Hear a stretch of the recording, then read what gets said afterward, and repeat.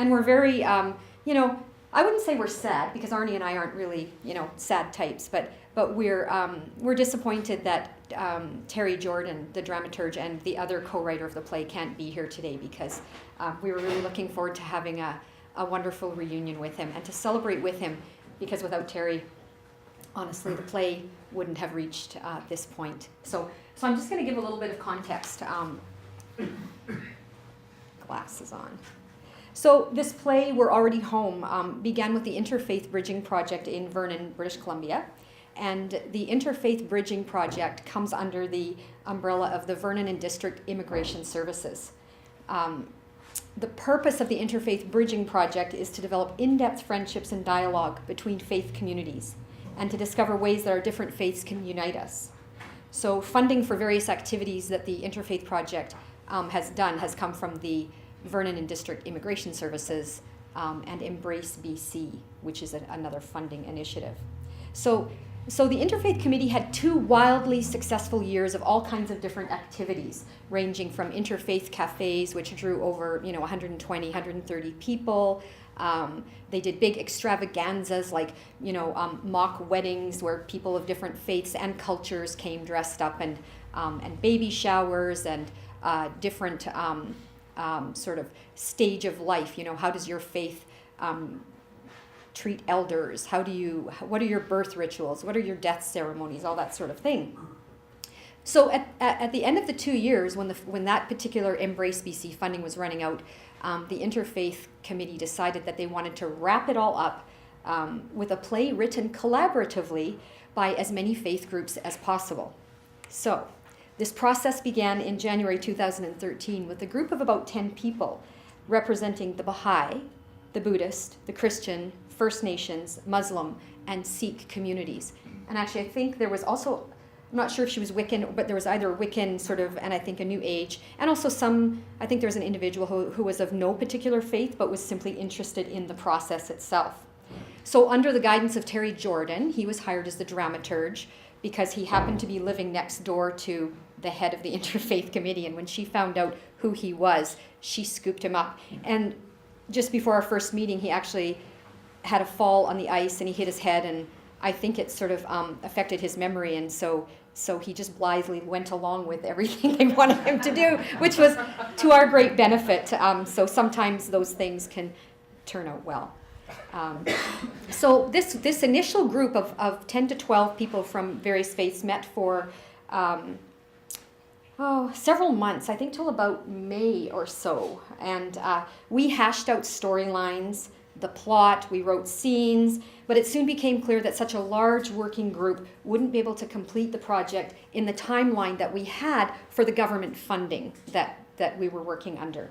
Although we were all volunteers, but, well, I don't really understand that, the grant money had to go somewhere and people were getting it, and they had already given us an extension, I guess. Or if ever we would be able to finish it with that many people involved. So the writing group was whittled down to Terry, Arnie, and myself. And so I'm a member of the Baha'i community, and there's a saying in the Baha'i community that when a couple is thinking about getting married, a good way to get to know one another is to undertake a service project together. Because inevitably difficulties will arise that will take you out of your romantic bubble, and you will be faced with the true qualities of your future wife or husband. So this is also true of writing a play collaboratively. We worked on the script until December 2013, meeting once a week, emailing each other numerous times between meetings to clarify points, argue points, and just to brainstorm, and then to argue our points.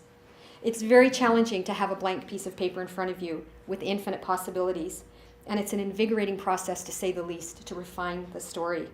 So I'm just going to read you a little excerpt from an email that Terry, the dramaturge, sent us, because he's the guy that is a professional playwright, and it'll give you an idea of how the play shifted, how dramatically the play shifted. So here, this is an actual excerpt from one of his emails. Hey all, I forgot to say, there are 14 characters on your list right now, not all of them active, of course, but most, I think. We need to economize.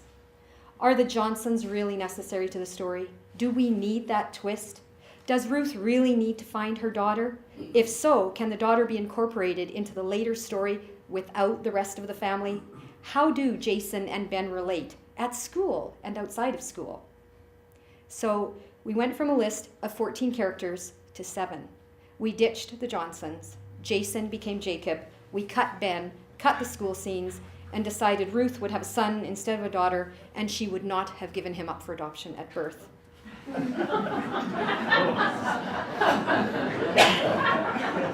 It's a different play.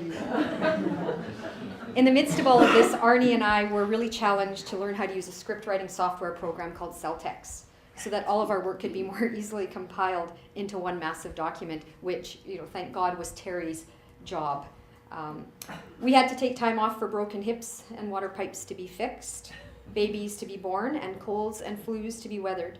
It takes a lot of energy to brainstorm, go home, write a scene, come back, hash it over, argue, argue, argue. All wonderful opportunities to work on courage and humility. And then do it all over. Consult again. Agree upon another idea. Go home, write a scene, then bring the scene to the group and hash it over again. Argue, argue, argue. This all takes determination and a lot of patience. But one of my spiritual mentors said, where there is love, nothing is ever too much trouble, and there's always enough time. We realized that the play was the important thing, that the play was not the important thing, though it was important to finish it, and we're profoundly grateful that it's been published. But the most important thing was that we were getting to know each other, the Buddhist, the Baha'i, the dramaturge, and to accompany one another as we work together to create something positive for our community. Our experience was like a microcosm of the goals of the Interfaith Bridging Project. So we're grateful that we had the opportunity to work with each other, to move beyond any romantic notion of writing a play, and to roll up our sleeves and create this baby, this labor of our love and our friendship. So we are really grateful again to Terry Jordan. We're grateful to Creative Saskatchewan for the funding to publish the play. We're wildly grateful to Barbara for all of her support and for really bringing us into the Wild Sage Press home.